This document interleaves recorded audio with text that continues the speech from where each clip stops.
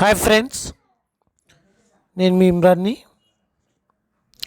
మరి ఈ వీడియోలో మనము ఏపీ డిఎస్సికి సంబంధించిన మరియు ఏపీ టెట్కి సంబంధించిన అంశాల్లో ఒక ముఖ్యమైన అంశంగా శిక్షణ ప్రణాళికలో భాగంగా మరి ఈరోజు వివరణ ప్రణాళి అనే ఒక ప్రణాళిక గురించి చెప్పుకుందాము. వివరణ ప్రణాళి అంటే ఏంటి అసలు?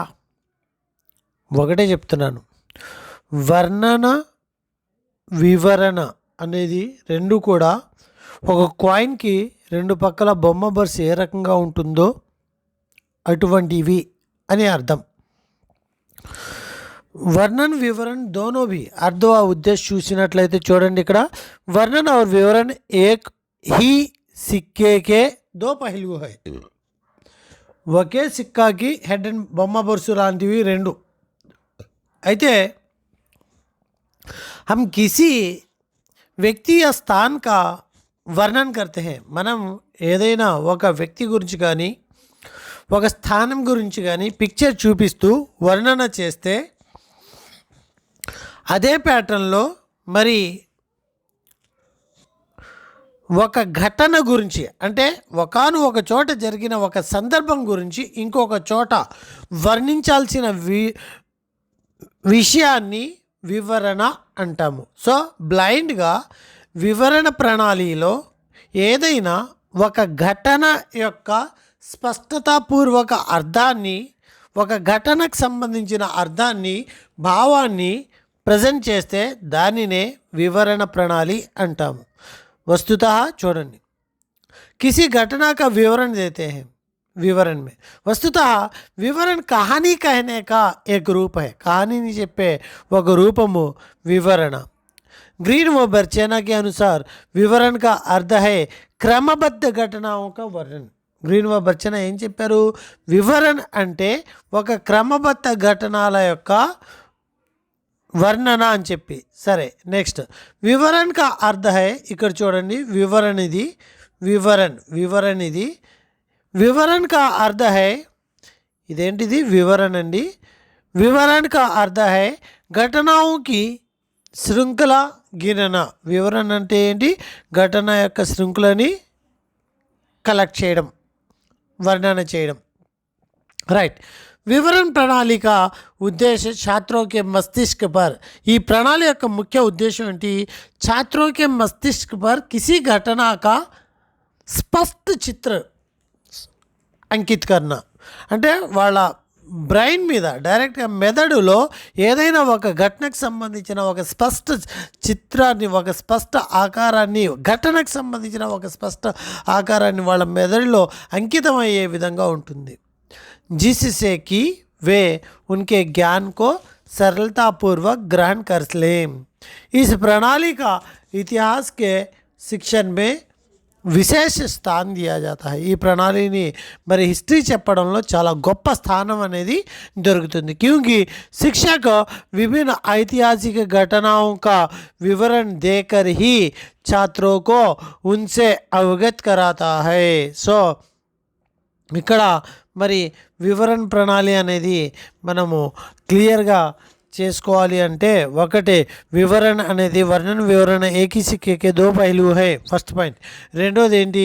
వివరణ ఇచ్చేటప్పుడు ఒక ఘటనకు సంబంధించిన ఒక పూర్వకమైన చిత్రాన్ని పిల్లవాడి యొక్క మెదడులో అంకితమయ్యే విధంగా చూస్తాము.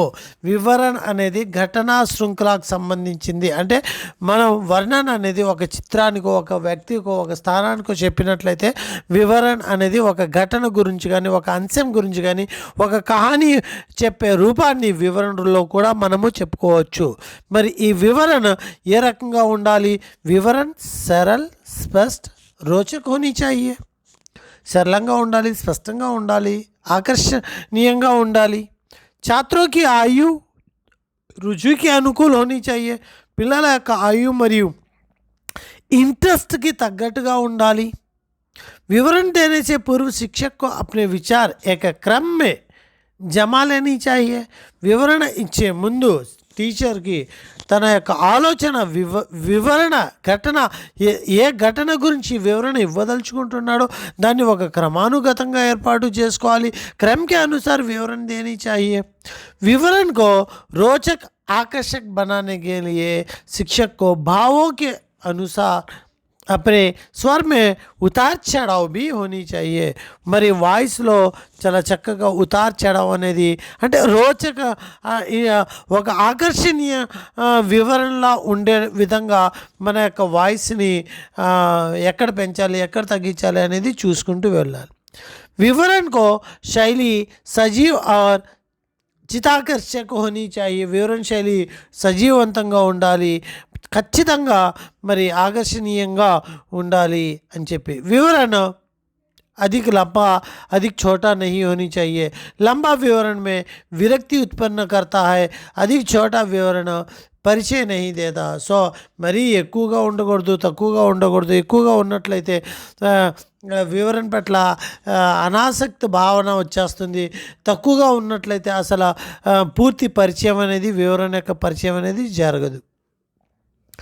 शिक्षक जिस घटना का विवरण देना चाहता है उससे संबंधित तथ्यों को पूरा ज्ञान ఏ ఘటనకు సంబంధించిన వివరణ ఇవ్వదలుచుకున్నాడో మరి ఆ తథ్యాలకు సంబంధించిన ఆ యొక్క విషయానికి సంబంధించిన ప్రతి టాపిక్ కూడా తనకి తెలుసుకుని ఉండాలి. विवरण में कोई अनावश्यक बात नहीं होनी चाहिए. అవసరం లేనిది అసలు వివరణలో ఉండకూడదు. ऐसा करना समय और शक्ति का दुरुपयोग करना है. अनावश्यक विषयों को विवरण देना వివరణ మే అనావశ్యక అవసరం లేని విషయాలు ఉండకూడదు. అలా ఉంటే సమయాన్ని శక్తిని వృధా చేసుకున్నట్టే. विवरण देते समय चित्रों उदाहरणों दृष्टांतों का स्वतंत्र रूप से प्रयोग करना चाहिए क्योंकि इससे विवरण प्रभावपूर्ण हो जाता है. వివరణ ఇచ్చేటప్పుడు చిత్రాలని ఉదాహరణల్ని మరి ఎగ్జాంపుల్స్ని ప్రాక్టికల్ అనుభవాల్ని మరి ఇచ్చినట్లయితే ప్రభావంగా ఉంటుంది, మంచి ప్రభావవంతంగా ఉంటుంది. వివరణ ఖండో మే దియా జానా చాహియే. ఒక ఖండాల్ వివరణ అనేది చెప్పుకుంటూ పోకూడదు, కొన్ని ఖండాలుగా విభజించాలి. परंतु इन खंडों को तार्किक क्रम नियोजित करना चाहिए. विवरण प्रारंभ से लेकर अंत तक मौखिक होनी चाहिए. शिक्षक को किसी भी दशा में नोट्स या పుస్తక సహాయత नहीं लेनी चाहिए. ఎప్పుడు కూడా వివరణ అనేది ఒక మౌఖిక రూపంగానే ఉండాలి. నోట్స్లు చూస్తూ పుస్తకాలు చూస్తూ వివరణ అనేది ఇవ్వకూడదు. వివరణ देते समय शिक्षक को उपदेश नहीं देना चाहिए. ఉపదేశాలు ఉండకూడదు వివరణలో, क्योंकि छात्रों को उपदेशों से स्वाभाविक घृणा होती है. विवरण में आने वाली महत्वपूर्ण बातों पर प्रश्न पूछे जाने एवं प्रश्नों से छात्रों में सजगता रहती है और शिक्षक को यह जानकारी हो जाना चाहिए कि छात्र उसको समझे रहे हैं या नहीं. టీచర్కి ఇది కూడా తెలుసుకోవాలి. ఏంటది, పిల్లలు మరి తెలుస్తుందా లేదా అనేది కూడా మనము ఐడెంటిఫై చేసే విధంగా ఉండాలి. క్వశ్చన్స్ అడగాలి, క్వశ్చన్స్ని అడిగే అవసరాన్ని వాళ్ళకి కేటాయించాలి. शिक्षक को संकेत और शारीरिक द्वारा विवरण संबंधित वातावरण का निर्माण करना चाहिए. विवरण को नाटक के रूप में अभिनय करने के लिए छात्रों को अवसर देना चाहिए. నాటక రూపంలో ప్రజెంట్ చేయడము, సంబంధిత వాతావరణాన్ని చుట్టూ ఉన్న విషయాలని మైండ్లో పెట్టుకోవాలి. సో వివరణ అంటే ఒక ఘటనని వర్ణించడము. రెండోది, కహానీ చెప్పడానికి వివరణ ఒక మంచి సాధనము. మరి పిల్లవాడి యొక్క మస్తిష్క పైన ఒక ఘటన యొక్క స్పష్టతాపూర్వక చిత్రాన్ని అంకింపచేయడము. మరి विवरण सरल सुबोध होनी चाहिए, छात्र के आयु के अनुसार होनी चाहिए, रोचक होनी चाहिए. विवरण देने से पूर्व शिक्षक अपने विचारों को एक क्रम के अनुसार रखनी चाहिए. आकर्षक बनाने के लिए भावों को अनुसार स्वर में उतार चढ़ाव रहनी चाहिए. सजीव एवं चित्ताकर्षक होने के लिए ఏకాగ్రత సో వివరణ అనేది పెద్దగా ఉండకూడదు, చిన్నగా ఉండకూడదు. పెద్దగా ఉంటే విరక్తి వచ్చేస్తుంది, చిన్నగా ఉంటే పూర్ణ పరిచయం అనేది దొరకదు. వివరణ ఏ రకంగా ఉండాలి అంటే ఘటన యొక్క వివరణ ఇచ్చేటప్పుడు మరి ఉపదేశాలు లాంటివి ఉండకూడదు. ఎందుకంటే ఉపదేశాలు పిల్లలకి నచ్చవు కాబట్టి ఎగ్జాంపుల్స్ని వాడాలి, చిత్రాలు చూపించాలి, జీవిత అనుభవాల్ని అక్కడ చూపించాల్సి పెట్టాల్సి ఉంటుంది. తార్కిక ఆలోచన చేసే రకంగా వివరణ యొక్క విషయాన్ని అనేక ఖండాలుగా చేసి ఆ ఖండాలు ఒక క్రమానుగతంగా పిల్లలకి నచ్చే విధంగా మనం ఇచ్చిన వివరణ అర్థమైందో లేదో ప్రశ్నించినప్పుడు పిల్లల్లో ఒక అటెన్షనరీ అనేది వస్తుంది. ఆ ప్రశ్న చేసే విధానాన్ని కూడా పిల్లలకు అవకాశాన్ని కలిగించాలి. సో ఈ రకంగా వివరణ ఒక నాటక రూపాన్ని కూడా ప్రజెంట్ చేయొచ్చు వివరణని అని చెప్పి ఇక్కడ చెప్పడం అనేది జరుగుతుంది. మరి నెక్స్ట్ టాపిక్ వచ్చి ఏంటి అంటే తులనా ప్రణాళి అండి. తులనా ప్రణాళి కనుక మనం చూసుకున్నట్లయితే తులన అంటే మీ అందరికీ తెలిసిందే, ఒక విషయాన్ని వేరొక విషయంతో కంపేర్ చేయడం. సో తులనా కా अर्थ व उद्देश्य तुलना शिक्षण की सहायक प्रणाली है. इसका प्रयोग अन्य प्रणालियों के साथ शिक्षण को अधिक ప్రభావపూర్ణ बनाने के लिए किया जाता है. వేరే వేరే ప్రణాళియాలో దీని యొక్క ఈ ప్రణాళిని కలుపుతామని చెప్తారు. చూడండి, ఇస్కా ప్రయోగ్ అన్య ప్రణాళియోं के साथ వేరే ప్రతిదీ కూడా ఒక ప్రణాళిని నమ్ముకుని మనం వెళ్ళకూడదు. अन्य प्रणालियों के साथ शिक्षण को अधिक प्रभावपूर्ण बनाने के लिए किया जाता है. तुलना के अर्थ पर प्रकाश डालते हुए ల్యాండన్ के अनुसार ల్యాండన్ చెప్పారు. ఎవరండి? ల్యాండన్ చెప్పారండి. ఏమని? तुलना का अर्थ एक तथ्य को दूसरे के साथ रखना, दोनों के निकट संबंध का अध्ययन करना, दोनों के इस अर्थ को विस्तृत करने के लिए इसमें విభిన్నతాओं को भी సమ్మిళిत करना चाहिए. అసలు ఒక విషయాన్ని కంపేర్ చేస్తున్నప్పుడు అక్కడ సమానాది అలాగే విభిన్న విషయాలు అంటే సమాన విషయాలేంటి అలాగే డిఫరెంట్ విషయాలేంటి అనేది కూడా మనము చెప్పాలి. అదే ఇక్కడ చెప్పుకుంటున్నాము. తులన అంటే వేరొక ప్రణాళికలతో పాటుగా ఈ ప్రణాళిని వాడుతాము. First point. రెండోది ఏంటి? ఒక విషయాన్ని వేరొక విషయంతో కంపేర్ చేస్తూ చెప్పేదానిని తులనా ప్రణాళి అంటాము. ల్యాండన్ చెప్తున్నారనమాట. అయితే ఈ యొక్క తులనా ప్రణాళిలో ఒక విషయాన్ని దగ్గరగా చూపిస్తూ ఆ విషయంలో ఉన్న సమాన విషయాలేంటి, ఆ రెండిట్లో ఉన్న భిన్నమైన విషయాలేంటి అనేది మనం చెప్పాలి. తులనా కా అర్థ హై एक चीज़ को दूसरी चीज़ के साथ रखना, ఒక విషయాన్ని ఇంకొక విషయంతో పాటు చేర్చడం, दोनों को निकट संबंध में जांचना, ఇద్దరి యొక్క సంబంధాలు ఏంటి, इसके अर्थ को विरोधाभास को कवर करने के लिए व्यापक किया जाता है. ఇది ఎవరు చెప్పారు? ల్యాండన్ చెప్పారన్నమాట. తులనా ప్రణాళిక ప్రయోగం భూగోళ్ విజ్ఞాన్ అంటే వివరణ ప్రణాళి అనేది ఎక్కడ ఎక్కువగా ఇతిహాసంలో ఎక్కువగా వాడారు. మరి తులనా ప్రణాళి అనేది జాగ్రఫీలో, సైన్స్లో, నాగరిక శాస్త్రం, పొలిటికల్ సైన్స్లో అలానే सभी विषयों में होता है.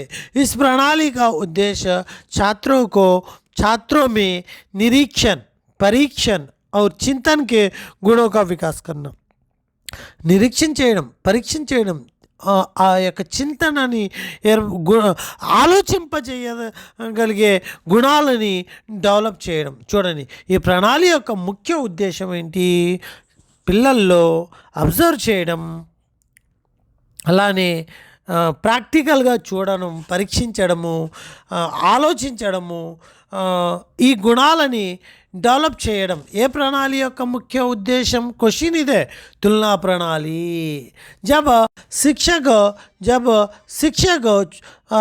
दो वस्तु तथ्यों घटनाओं का अधिक समानता और असमानता को बताते हुए छात्रों में प्रश्न पूछता है, तब उनमें इन गुणों का स्वाभाविक रूप से వికాస్ హోతా హై. మరి ఎప్పుడైతే మరి రెండు వస్తువుల యొక్క రెండు విషయాల యొక్క సమానత్వాన్ని, అసమానత్వాన్ని, భిన్నత్వాన్ని మనం చూపించినట్లయితే పిల్లల్లో ఈ గుణాలు ఆటోమేటిక్గా నిరీక్షణ, పరీక్షణ, చింతన గుణాలు అనేవి ఆటోమేటిక్గా రేజ్ అవ్వడం అనేది జరుగుతుంది. इसके अतिरिक्त छात्र एक निश्चित निष्कर्ष पर पहुंचकर अपने ज्ञान को निश्चित रूप प्रदान करते हैं. तुलना करने में सावधानियाँ. तुलना किए जाने वाले तथ्यों एवं विचारों, समानता असमानताओं को, बातों को छात्रों को पूछी जानी चाहिए एवं ऐसा करने से उनमें रुचि, जिज्ञासा, सक्रियता, अवभाव. సో ఎప్పుడైతే మనము ఆ డిఫరెన్సెస్ ఏంటి, ఈక్వలెన్స్ ఏంటి అని చెప్పి, రెండు విషయాల మధ్యలో ఉన్న డిఫరెన్సెస్ ఏంటి, ఈక్వలెన్స్ ఏంటి అని చెప్పి ఎప్పుడైతే మనము అడుగుతామో అప్పుడు పిల్లలు చాలా యాక్టివ్గా, ప్రోయాక్టివ్గా ఉండడం అనేది జరుగుతుంది. తులనా की जाने वाली वस्तु को छात्रों के समक्ष प्रस्तुत करना चाहिए. ఏ విషయం పట్ల మనము మరి కుదిరినప్పుడు ఆ వస్తువును కూడా ప్రజెంట్ చేయాలి. ఏది ఏ సంభవ్ నహీ హై తో సహాయక సామాగ్రి, అట్లీస్ట్ ఒక టీఎల్ఎంని, రేఖాచిత్రాల్ని, బొమ్మల్ని గీసి మనము ఆ డిఫరెంట్ అనేది చూపించాలి. తులనా करने में कक्षा के सभी छात्रों को समान अवसर देना चाहिए. मंदबुद्धि बालकों को किसी भी दशा में अवहेलना नहीं करनी चाहिए. సో స్లో లెర్నర్స్ ఎట్టి పరిస్థితుల్లో అవహేళన అనేది చేయకూడదు. జిన్ బాతో కి తులనా की जाए उनका पूर्वाधार को वह चाहिए, ऐसा ना होना से तुलना नहीं कर सकते. సో మనకి ఎప్పుడు కూడా ఏ విషయాన్నైనా సరేనండి, మనం దాని మీద ఒక అభిప్రాయాన్ని తీసుకోవాలి, మనం దాని మీద వర్క్ చేయాలి, తెలుసుకోవాలి, దాని పుట్టుపూర్వత్వాలు అన్నీ కూడా తెలుసుకున్న తర్వాత చెప్పాలి. అలానే కేవल उन्हीं तथ्यों को, विचारों को तुलना करनी चाहिए जो छात्रों के लिए वास्तव में महत्वपूर्ण हो. సో ఏ విషయాల్ని తులనా చేయాలి? పిల్లలకి ఇంపార్టెన్స్ అనుకున్న విషయాలని, और जिनसे उनकी विचार शक्ति का विकास हो. तुलना से प्राप्त निष्कर्षों क्रमबद्ध करके छात्रों से सामान्य नियम का सिद्धांत निकलवाना चाहिए. ఇది తులనా ప్రణాళి యొక్క ప్రాధాన్యత, వివరణ. సో ఈ రెండు ప్రణాళిని ఈ వీడియోలో కంప్లీట్ చేయండి. ఆ తర్వాత నెక్స్ట్ కథా ప్రణాళి, అలానే ఇంకొక పాఠ్యపుస్తక కహానీ ప్రణాళి అనేది మొత్తం 3 ప్రణాళిలు ఉంటాయి. కథా ప్రణాళి ఒకటి, అంటే కథా ప్రణాళి అంటే అలానే వ్యాఖ్యా ప్రణాళి ఒకటి, పాఠ్యపుస్తక ప్రణాళి ఒకటి. ఈ 3 కూడా చెప్పుకుంటే దాంతో మరి ప్రణాళి ఆ టాపిక్ అనేది కూడా కంప్లీట్ అయిపోతుంది. ఓకే ఫ్రెండ్స్, ఈ వీడియోని ఇంతటితో ముగిస్తాను. Thank you to one and all.